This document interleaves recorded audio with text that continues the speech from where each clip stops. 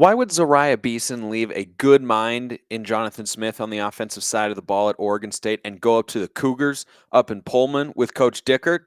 We'll get into that today. Let's go. Are Locked On Pac-12, your daily podcast on the Pac-12 Conference. It's the Locked On Podcast Network, your team every day.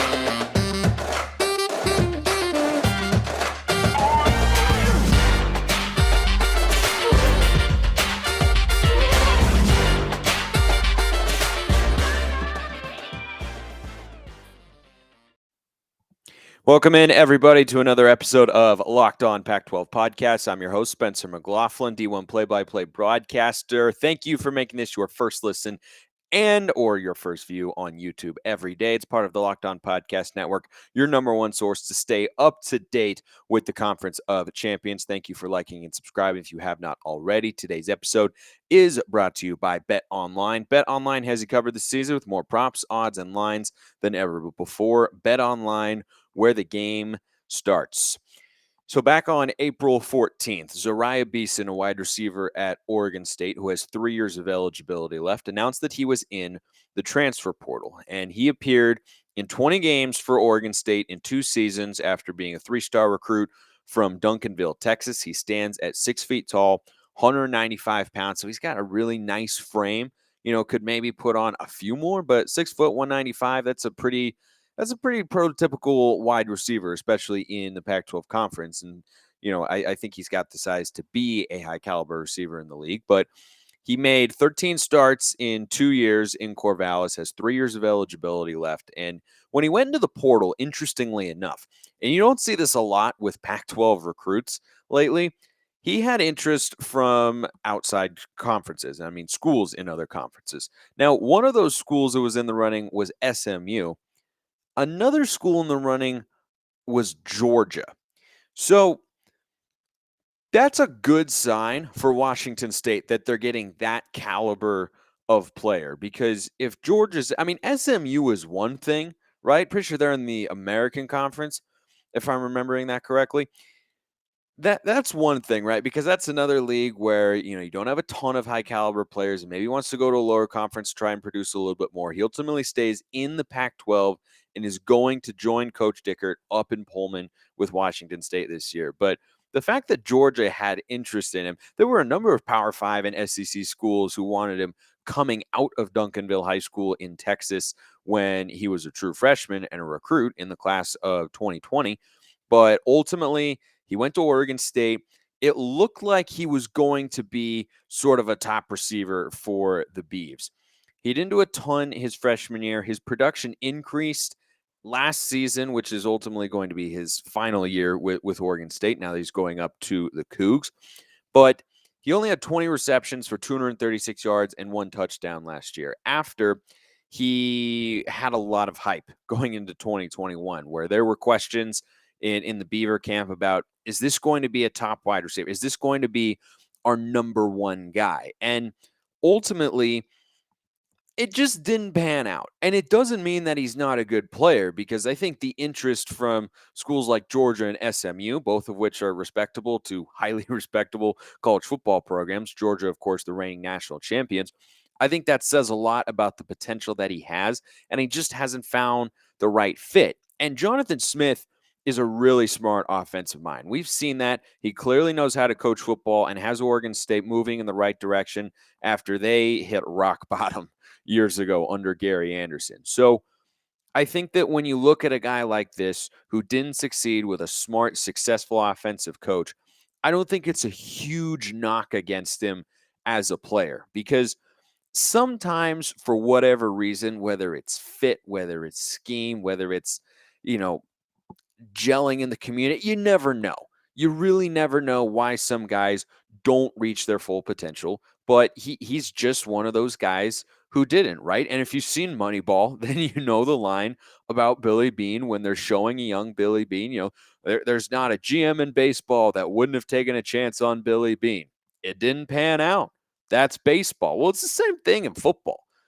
Sometimes guys just don't reach their full potential. And it doesn't mean that they can't if they go somewhere else. And that's certainly what Beason is hoping. That's what the Cougars are hoping by bringing him in. But I don't think if you're a Washington State fan, you should feel concerned like, oh, well, how come he didn't have a lot of production there? Jonathan Smith knows offense. Yeah, but it was also, a much more balanced run pass attack. And Oregon State uses their tight ends very, very well. And so now he's going up to a different scheme up at Washington State.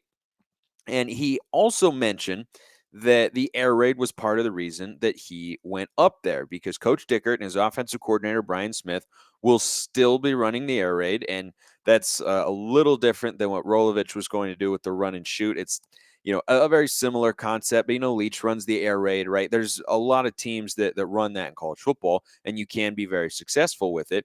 But as a guy who had high expectations clearly when he went to Oregon State and going into last season, who didn't get there and didn't have the sort of production he was hoping for, it's not surprising to see him go to a system where he knows plenty of passes are going to be thrown to wide receivers, because that's really what the air raid is go 4 wide, put one running back in the backfield, maybe have a tight end on the field, but primarily you're putting 4 receivers out there more often than not, 3 or 4, and you're throwing them the ball as often as possible. That's the whole point. So I see why he's doing that. It's very understandable that he would, be drawn to Pullman for the scheme, not just because Coach Dickert proved to be a capable head coach for Washington State this past season when he filled in on an intern basis and then was given the full-time position in December, a job I thought he 100% earned. And I love how he approached it as well, saying that he was the interviewing coach. I thought that was really, really I hadn't seen that before. So I thought that was admirable to not say, I'm an interim coach or I'm this. No, he was given a chance. He took advantage, and now he's Washington State's head coach and gets to go through a full recruiting cycle and a full season. So I don't think that Beason's going to be a guy where with a new staff that's, still settling down and still, kind of getting their feet wet of, running a program and all that sort of stuff. I don't think he has any built-in advantage here, to step in and be a number 1 wide receiver right away. He does, however, have that capability, right? That was definitely, I won't say an expectation, but it was a real thought in the Oregon State camp in 2021 heading into the season. And then when a school like Georgia, after he, somewhat underperforms, at least statistically, with Oregon State and Jonathan Smith, is still able to garner attention of the reigning national champions and Kirby Smart, I think that's really telling about the side of player or the type of player that he can become, that he's capable of being. Will he get there? Time will tell, but the potential is the potential is clear. Another advantage he has working for him as he goes up to Washington State is he has positional versatility. As a wide receiver, he can line up both inside and outside, right? 6 feet is kind of that in between for, are you an outside X or Z, or are you an inside receiver, lining up in the slot on either side of the ball? He can do both. He's capable of doing both. He's not, a throw it up to the outside and he's going to go use a big 6'4", 6'5" frame, though he could if he wanted to at 6 feet tall, but he's also not a small, Chris Hudson type for Oregon or Hunter Renfrow. I'm not saying they're on the same level, though Hudson has that sort of potential, it would seem, who's always going to line up in the slot almost exclusively, right? And run kind of those shorter routes, work the middle of the field. I think that's an advantage for him because a new staff is going to, evaluate all these wide receivers and look at them through the lens of, okay, who's going to best fill out this spot in the offense or this slot over here. And I wouldn't think that this being their first full season, they would come in with a ton of bias in that sense. So I think that it's a good addition for Washington State. And, given that his production never matched what a lot of Beaver fans thought it might have become, it's not a gigantic loss for Oregon State. You never want to lose guys like this, but if it wasn't clicking, then don't force the issue. You free up a scholarship slot that you can fill with somebody else, and Jonathan Smith has proved that he can do that. So I think this is a good addition for the Cougars, and we'll see what sort of production Zeriah Beason has in 2022 for Washington State. Speaking of skill position guys, USC got a 4-star running back recruit. I'll tell you who that is in the class of 2023 after I tell you about Athletic Greens. So if you're looking for better gut health, then Athletic Greens is a really simple, easy way to do just that. All you need is one delicious scoop of AG1, and you're absorbing 75 high-quality vitamins, minerals, whole food sourced superfoods, probiotics, and adaptogens to help you start your day right. It's diet friendly, it's lifestyle friendly, costs you less than $3 a day, and they've got over 7,000 five-star reviews trusted by leading health experts Tim Ferriss and Michael Gervais. To make it easy, Athletic Greens is going to give you a free 1-year supply of immune-supporting vitamin D and 5 free travel packs with your first purchase. All you have to do is visit athleticgreens.com/college. That is athleticgreens.com/college to take ownership over your health and pick up the ultimate daily nutritional insurance. Go check out Athletic Greens today.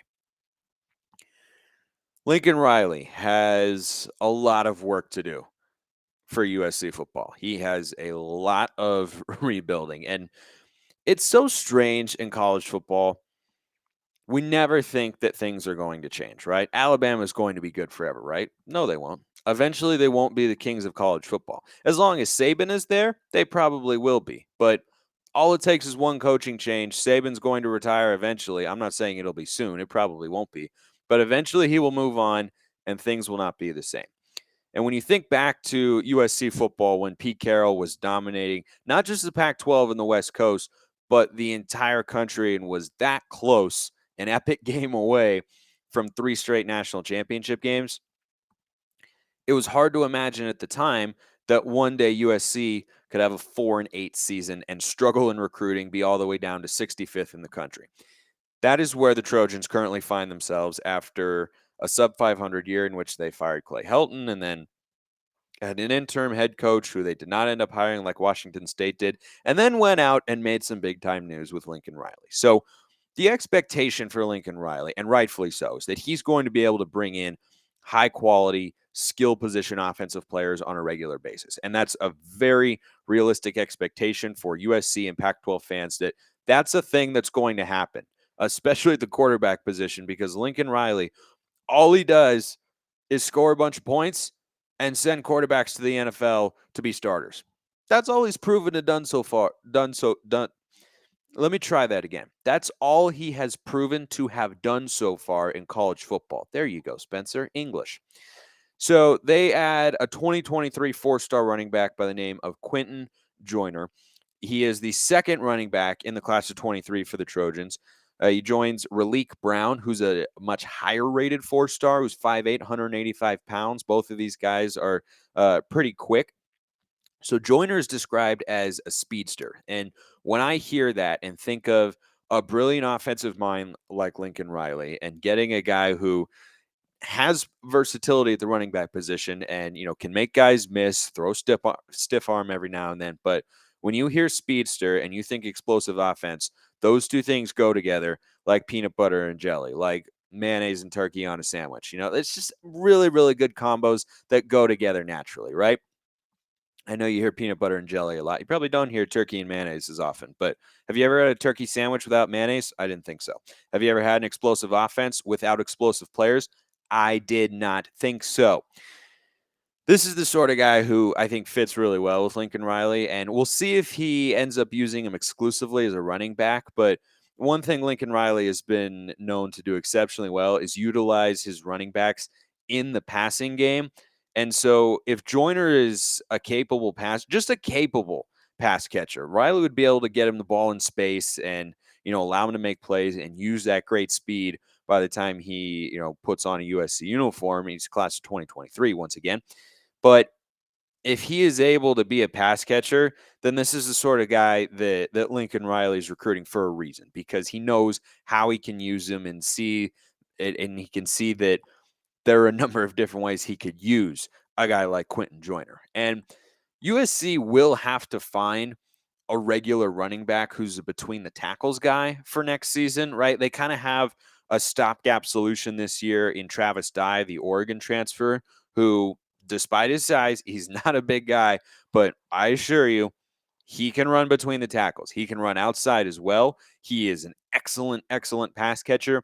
I'm excited to see what Lincoln Riley can do with Travis Dye, because he was one of the leaders, if not the leader, in all-purpose yards this past season for the Pac-12, and he was just exceptional for the Ducks. He was carrying their offense on a weekly basis after C.J. Verdell went down with an injury in Week 4 against Stanford. So I think that Travis Dye is a really good solution for now, but eventually Lincoln Riley will have to do what he really never had to do at Oklahoma, and that's rebuild a program. Because remember, he came in as the offensive coordinator. Bob Stoops was there. Bob Stoops retired. They promote Lincoln Riley, and boom, Oklahoma football stays relevant. But there's a difference between taking over a brand that's already strong and making it even stronger and rebuilding a historic brand that has been dying the last several years. And so recruiting is where that starts. And they have not had the sort of instant recruiting success that Dan Lanning has found when he made the transition from Georgia up to Oregon this offseason. He's got the Ducks currently, I think last time I checked, 24/7 at number 13 class in the country after it had fallen down to the 50s and 60s. USC is number 65 in the country behind UCLA and Arizona. Let me just say right now, that's not a trend that's going to continue. That is an off-season ordeal, and USC was very active in the portal, of course. They bring over Mario and Caleb Williams from Oklahoma. They added a bunch of other guys. There are actually 5 Pac-12 transfers on the roster, so they're starting to kind of siphon guys away from other schools because people are sensing what Lincoln Riley is capable of doing with USC. So I think it's good that the Trojans are, starting to turn their attention and highlighting victories, which is important, of course, on the recruiting trail, because you can't just do it in the transfer portal, right? The transfer portal is important. There's no doubt about that. You have to utilize it now in college football, or you're just going to be behind the times and you won't be able to get the sorts of players that everybody else is having access to that can help your team right away. A lot of times, very experienced players like Travis Dye. But eventually they will have to recruit at a higher level than they have been the last several years. And being number 65 in the country, I am going to go way out on a limb here. I mean, this is just the hottest of hot takes, like incoming, flaming hot cannonball from above. That's the lowest recruiting class Lincoln Riley will ever be a part of at USC. I know. How could I be so brash? How could I be so bold? Where do I get the gall to put takes out there like that? I don't know. Maybe I was born with it. Maybe I developed it. We will never truly know. But they did really well in the transfer portal this year. I think that's a good sign for USC and the early momentum that they are building, that guys who have played college football want to go there because now recruits are going to want to. And remember, this Quinten Joyner guy, the speedster running back, is from the state of Texas. Lincoln Riley comes from Oklahoma. He's got a lot of relationships with high school coaches and schools on the ground in Texas and Oklahoma, but most importantly, Texas, where there are a lot of big-time recruits. So that's an element that he brings to USC that is already bearing some fruit for the Trojans as they look to build on, this is an early member of the class, of course, but they should expect to have a strong recruiting class once they get a full cycle in the class of 2023.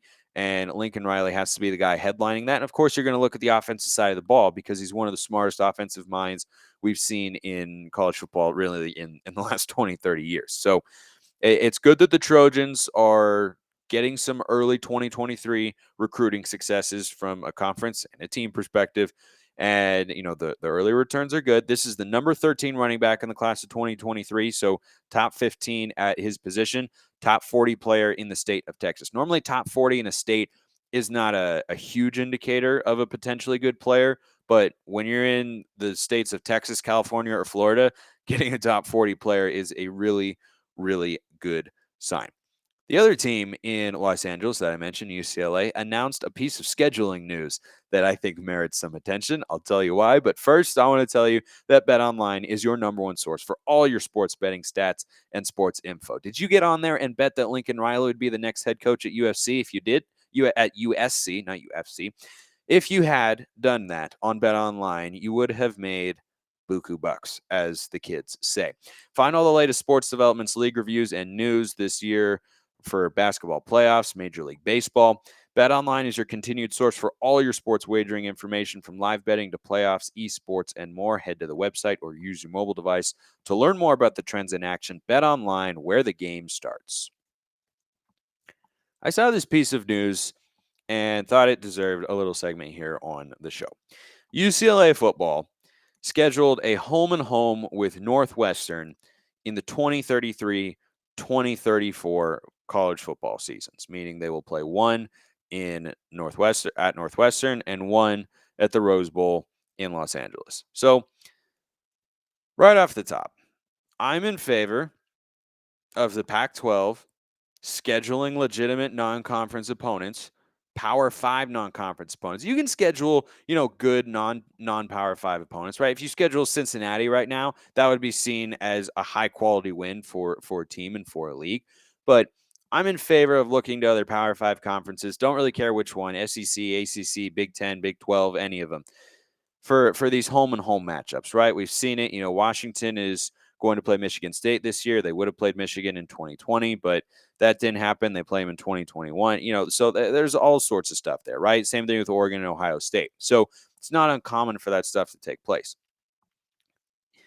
If the Pac-12 conference is going to re-legitimize itself and not be kind of a laughingstock to other conferences nationwide, which is frankly what it's been, and that's a reputation that's pretty well deserved for a league that hasn't won a bowl game in the last 2 seasons. I mean, that is just astonishingly bad. If you're going to do that, you have to be scheduling real non-conference games, right? You don't want to schedule a P5 opponent that you're going to beat, right? Don't schedule Vanderbilt and then say, "Oh, we beat an SEC team." Well, it's Vanderbilt. I mean, BYU is more of an SEC team than Vanderbilt. Like, it does depend on what teams you're looking at. So when I saw that they'd scheduled Northwestern, let's just say I was hoping they were going to strive for more. Now, I don't know all the details about how this worked out. Maybe they wanted to do it with other schools who weren't interested, right? A more quality opponent that I would have liked to have seen, like, maybe even a Nebraska or a Purdue, a Minnesota, and Iowa, right? If it doesn't work out with the big schools, or you don't want the big schools in the Big Ten, the Penn States, Ohio States, Wisconsin's, Michigan States of the world, if you don't want to schedule a big game like that, I understand that. But if you're going to give yourself, this is just a general lesson here for the Pac-12 conference, and George Kliavkoff, commissioner, if you're watching, this is just my advice to you and every other college president and athletic director in the league. If you're going to schedule a Power 5 opponent, schedule a good one, or one that you could at least feasibly forecast as being a quality opponent. Northwestern is so hit and miss. I mean, they're known for their academics before they're known for anything else, really. I mean, you hear Northwestern and you think purple, you think academics, and then you think football. And, they've had some seasons where they've been good, but a more reliable opponent to schedule at that time would have been, one of the teams I mentioned, right? If you wanted just a solid win, schedule an Illinois or a Purdue or a Minnesota or an Iowa. But that brings me to my next point in all this. And I will take this opinion with me to the grave forever. I will hold it from now until the end of time. College football scheduling is so ridiculous. It is absolutely insane to me that this headline can even come out. And I brought it up because I wanted to make the point about, we need to be, as a conference, scheduling quality opponents, and then you have to win those games, right? UCLA beating LSU. Yeah, that was a big time win. Even though LSU ended up going 6-6, it still said something about where UCLA football is going right now under Chip Kelly. But Chip Kelly might not even be UCLA's head coach in 2033. And that doesn't even mean that things have to have gone horribly wrong for that to be the case. It just means that anything can happen. I mean, that's such a long time. This is 11 years from now. 11 years. In 11 years, I will be in my mid-30s. Yeah, I'm not very old. Okay. I will be in my mid-30s when this plays. And this is how it is done across college football, and I think it's ridiculous. And I think that it's holding the Pac-12 conference back in a sense, because if they haven't had these home and homes with quality opponents like Washington had with Michigan and Oregon with Ohio State. If they don't have them on the books, then the schools are missing opportunities to schedule quality opponents on a year-by-year basis. I wish they would do it more like college basketball does, where they would set up, these conference showdowns, right? The Big Ten ACC Challenge. I love that sort of stuff in college basketball, and I'd be down for it in college football. I think it would be great because at the end of the day, if you want your conference to grow and you want the brand of your league to be strong and you have a quality depth of teams in there, you have to prove it against either superior or at least level competition, but you don't know what teams are going to be, right? Even if you've done one of the schools I suggested, a Minnesota or an Iowa, there's no guarantee that they're going to be good in 2020 or in 2033 and 2034. You don't know. You can't even guarantee Alabama will be good in 2033 because in 11 years, Nick Saban will be in his 80s. He's probably not going to be coaching in his 80s. And whoever takes over might not be the right guy to keep it going and to keep the Alabama brand alive. So I saw this, and those are my two takeaways of it. Is Northwestern, let's strive a little bit higher because we have to as a league. It has to be a superior level of play if you're going to get the Pac-12 at a place where people look at it and respect it again. That's what the conference, from a football perspective, is lacking right now. They lack respect, and you have to go on the road and be able to beat an Ohio State every now and then as Oregon. And whoever USC is going to schedule, I haven't looked at their home and homes, but you have to win those sorts of games. And when you schedule them, you want to try and work within the framework of quality opponents because that's best for your team and it's best for your conference from, a brand elevation standpoint, right? You win a game like that. You don't think that did anything for Oregon's recruiting, that they went into Columbus and beat Ohio State? Yeah, of course it did.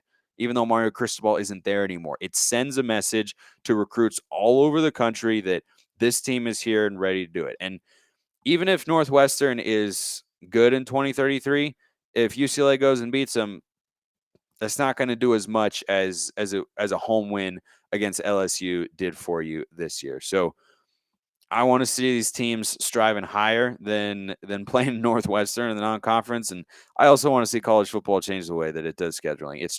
It's so ridiculous. How are we planning this stuff that far in advance? You have no idea. Should do it on a year-by-year basis. That way you can schedule quality opponents. I'd be down for conference showdowns and whatnot, but sadly, I am not yet commissioner of college football. Maybe one day. I appreciate everybody listening. Like and subscribe wherever you are listening to and or watching the show right now. See you next time and have a wonderful rest of your day.